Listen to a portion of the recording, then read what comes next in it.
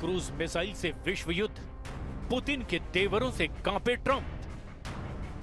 रूस में एक गोपनीय वॉर रूम में जिस वक्त रूस के राष्ट्रपति व्लादिमीर पुतिन रूसी सेना के chief commander general Valery Gerasimov से मिले, तो उनके चेहरे पर हल्की मुस्कान साफ दिखाई दे रही थी।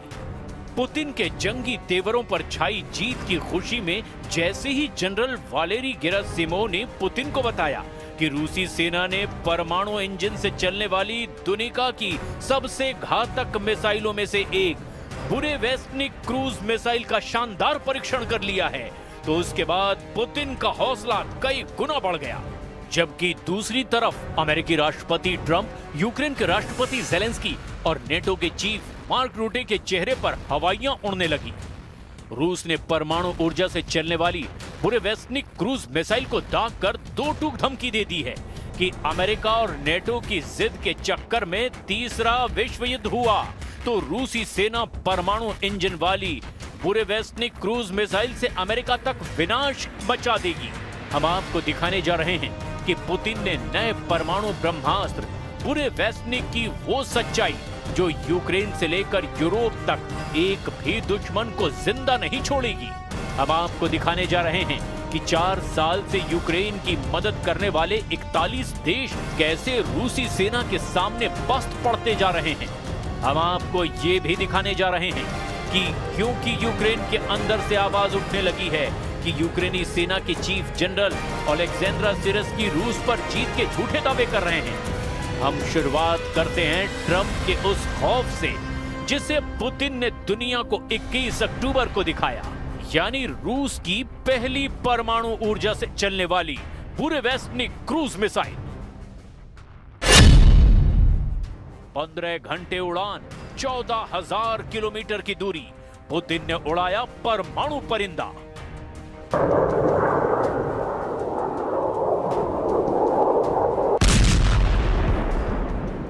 जब दुनिया को लग रहा था कि ट्रंप और पुतिन हंगरी की राजधानी बुडापेस्ट में युद्ध विराम समझौते पर बात कर सकते हैं, ठीक उसी वक्त ट्रंप ने पुतिन को धोखा देकर बातचीत से ही इनकार कर दिया। अमेरिका, नेटो और यूरोप को लगा कि रूस कागज का शेर है, उसके पास पैसों की कमी है, रूसी सैनिक बड़ी संख्या में मारे जा रहे हैं। ऐसे में पुतिन को ताकत के दम पर युद्ध रोकने के लिए मजबूर किया जा सकता है। लेकिन जैसे ही पुतिन ने अपने असली जंगी तेवर दिखाने शुरू किए, अमेरिका, यूरोप, नेटो के होश फाख्ता हो गए। पुतिन ने नहले पर ऐसा दहला मारा कि अब ट्रंप की बोलती बंद हो गई है। पुतिन वाकई जंग के असली बाजीगर और उस्ताद साबित होते जा रहे हैं। जिस वक्त नेटो के हथियार और सैनिक अमेरिका की मिसाइलें, रॉकेट और ड्रोन रूस को तबाह करने में जुटे, ऐसे वक्त में ही पुतिन ने 7 दिन के अंदर पहले जबरदस्त परमाणु अभ्यास से कोहराम मचाया और फिर बुरेवेस्टनिक क्रूज मिसाइल को दाग करके अमेरिका को ही सदमे में डाल दिया। बुरेवेस्टनिक जमीन से दागी जाने वाली वो फ्लाइंग न्यूक्लियर पावर से ऑपरेट होने वाली क्रूज मिसाइल है जो न्यूक्लियर वॉरहेड ले जा सकती है। क्रूज मिसाइल की खासियत ये होती है कि इसे इंटरसेप्ट करना बेहद मुश्किल है। बुरेवेस्टनिक की सबसे बड़ी खासियत यह है कि इसकी कोई रेंज नहीं होती। इसमें न्यूक्लियर रिएक्टर लगाए गए हैं जिससे इसे लगातार असीमित ऊर्जा मिलती रहती है। इससे इसकी रेंज भी असीमित है। रिपोर्ट्स में कहा गया कि ये 20,000 किलोमीटर तक एक बार में लगातार उड़ान भर सकती है और कई दिनों तक लगातार हवा में रह सकती है। इसके अलावा इसकी सबसे खतरनाक बात यह है कि ये जमीन से सिर्फ 50 से 100 मीटर की ऊंचाई पर उड़ान भर सकती है, जिससे इसे किसी भी रडार के लिए ट्रैक करना लगभग नामुमकिन हो जाता है। डिफेंस एक्सपर्ट्स का कहना है कि मिसाइल का इंजन ठोस ईंधन बूस्टर से उड़ान भरता है, फिर परमाणु रिएक्टर हवा को गर्म कर थ्रस्ट पैदा करता है, जिससे ये मिसाइल लगातार उड़ान भर सकती है। लेकिन इस मिसाइल की एक सबसे खतरनाक बात यह भी है कि इससे रेडिएशन का खतरा लगातार बना रहता है। अमेरिकी एक्सपर्ट्स के मुताबिक अगस्त 2024 के सैटेलाइट तस्वीरों के आधार पर यह अनुमान लगाया गया कि बुरेवेस्टनिक क्रूज मिसाइल को मॉस्को से लगभग 475 किलोमीटर उत्तर में वोलोग्दा 20 या चेपसारा नामक परमाणु हथियार अड्डे पर तैनात किया गया। पूरे वेस्टनिक के लिए 9 क्षैतिज लॉन्च पैड के निर्माण के सबूत भी मिले हैं। We have a nuclear submarine, the greatest in the world, right off their shore. So I mean, it doesn't have to go 8,000 miles, and they're not playing games with us. We're not playing games with them either. We test missiles all the time, but you know, we do have a submarine, a nuclear submarine. We don't need to go 8,000 miles, and I don't think it's an appropriate thing for Putin to be saying either. By the way, he ought to get the war ended. A war that should have taken 1 week is now in its soon 4th year. That's what he ought to do instead of testing missiles. अब सवाल ये उठता है कि London में Zelensky ने 20 यूरोपीय देशों के साथ जो रूस के खिलाफ जंग की प्लानिंग की, क्या वो रूसी तैयारियों से मुकाबला कर पाएंगे? क्या कोलिशन ऑफ द वेलिंग का रत्ती भर असर भी पुतिन पर पड़ेगा? इसका जवाब है बिल्कुल नहीं, क्योंकि जब से ट्रंप ने रूस की तेल कंपनियों पर सख्त प्रतिबंध लगाए हैं, उसके बाद से यूक्रेन की राजधानी कीव पर रूस ने ताबड़तोड़ मिसाइलों और बमों से हमला कर दिया है। दावा ये किया जा रहा है कि पूर्वी और दक्षिणी यूक्रेन के प्रांतों पर रूस ने हमलों को अब 20 गुना तक बढ़ा दिया है। पुतिन ने भी परमाणु ड्रिल में शामिल होकर दिखा दिया है कि रूस की यार्स परमाणु क्षमता वाली मिसाइल अमेरिका को मिनटों में ही तबाह कर सकती है। पुतिन के एटमी तेवरों को देखने के बाद से ही ट्रंप की बोलती बंद हो गई है और तेवर तो पूरी तरह से ही ढीले पड़ गए हैं। 78% यूक्रेन पर जीत, सन्नाटे में ट्रंप। लगभग 4 सालों से रूसी सेना यूक्रेन को रौंदती चली जा रही है। यूक्रेन के 4 प्रांत पर रूस का लगभग पूरा कब्जा हो चुका है। कुल मिलाकर यूक्रेन के 5 प्रांत पुतिन की मुट्ठी में आ गए हैं। लेकिन हैरानी की बात तो यह है कि ट्रंप को अमेरिका का राष्ट्रपति बने हुए 9 महीने से ज्यादा का वक्त हो चुका है, लेकिन अभी तक ट्रंप पुतिन से यूक्रेन की 1 इंच जमीन भी नहीं छुड़वा पाए हैं। हैरानी की बात तो यह भी है कि ये हाल तब है जब यूक्रेन को 41 देशों से सीधी सैन्य सहायता और मदद मिल रही है। इसके बावजूद नेटो और अमेरिका मिलकर रूस को सीज फायर के लिए मजबूर नहीं कर पाए हैं। जब से ट्रंप ने रूस पर सख्त प्रतिबंध लगाए हैं, उसके बाद से तो हालात और ज्यादा खराब हो गए।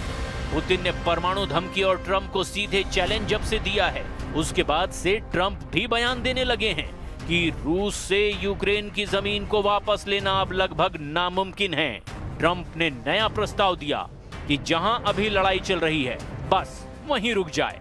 खबरों के मुताबिक ट्रंप ने ज़ेलेंस्की से डॉनबॉस छोड़ने की अपील की। ट्रंप ने यह भी माना कि डॉनबॉस का 78% हिस्सा रूस के कब्जे में जा चुका है। डोनेस्क और लुहांस्क को सामूहिक रूप से डॉनबॉस कहा जाता है, जहां सबसे ज्यादा युद्ध हो रहा है। रूस पूरे लुहांस्क और डोनेस्क के अधिकांश हिस्से पर कब्जा कर चुका है, जिसमें स्लोवियास्क और क्रामाटोर्स्क शहरों के आसपास के क्षेत्र भी शामिल हैं। खेरसोन और जापोरेजिया के लगभग 75% हिस्से पर भी रूस का नियंत्रण हो गया है। We never discussed it. We think that what they should do is just stop at the lines where they are, the battle lines. You have a battle line right now. The rest is very tough to negotiate. If you're going to say you take this, we take that, you know, there's so many different permutations. So what I say is they should stop right now at the battle lines. Go home, stop killing people, and be done. What do you think should happen with the Donbas region then? Let it be cut the way it is. It's cut up right now. I think 78% of the land is already taken by Russia. You leave it the way it is right now. They can negotiate something later on down the line. But I said cut and stop at the battle line. Go home. Stop fighting. Stop killing people. इधर Washington स्थित centre for strategic and international studies का अनुमान है कि 2,50,000 से ज्यादा रूसी सैनिक और 60,000 से 1 लाख यूक्रेनी सैनिक अब तक मारे गए हैं। इस बीच संयुक्त राष्ट्र ने 10 सितंबर को बताया था कि युद्ध में 1,41,000 से ज्यादा यूक्रेनी नागरिक मारे गए हैं। द मॉस्को टाइम्स के अनुसार इस युद्ध में 620 से ज्यादा रूसी नागरिक भी अपनी जान गंवा चुके हैं। पिछले महीने व्हाइट हाउस में ज़ेलेंस्की और यूरोपीय नेताओं के साथ बैठक के बाद त्रिपक्षीय बैठक की उम्मीद की गई थी, लेकिन रूस के तूफानी हमलों ने सारी उम्मीदों पर पानी फेर दिया है। इधर दूसरी तरफ रूसी रक्षा मंत्रालय ने भी इस साल यूक्रेनी क्षेत्र के 4,714 वर्ग किलोमीटर पर कब्जा करने का दावा किया। वॉशिंगटन स्थित think tank institute for the study of war यानी ISW का अनुमान है कि रूसी दावों का वास्तविक आंकड़ा 3434 वर्ग किलोमीटर के करीब है। रूस कब्जे का ज्यादा इलाका बता रहा है। खबर यह है कि 25 से 29 सितंबर के बीच रूसी सेनाओं ने निप्रोपेट्रोव्स्क में कलिनोवस्कोय और स्टेपोवॉय और डोनेट्स्क के डेरिलोवो, मेस्कोय, सेंड्रिगोलोवो और किरोवस्क पर कब्जा करने का दावा किया। रूस की सेना ने सितंबर में यूक्रेन के 447 वर्ग किलोमीटर यानी 172.6 वर्ग मील क्षेत्र पर कब्जा कर लिया। अमेरिका स्थित युद्ध अध्ययन संस्थान के विश्लेषण से यह पता चला कि जुलाई में 634 वर्ग किलोमीटर इलाके पर कब्जा करने के बाद से ये गति धीमी हो रही है। अब ऐसे हालात में अगर पुतिन आर पार की जंग करने के लिए रूसी परमाणु परिंदे बुरे वेस्टनिक क्रूज मिसाइल को जंग में उतार देते हैं तो यकीन मानिए यूरोप से लेकर अमेरिका तक एक भी रूसी दुश्मन जिंदा नहीं बचेगा।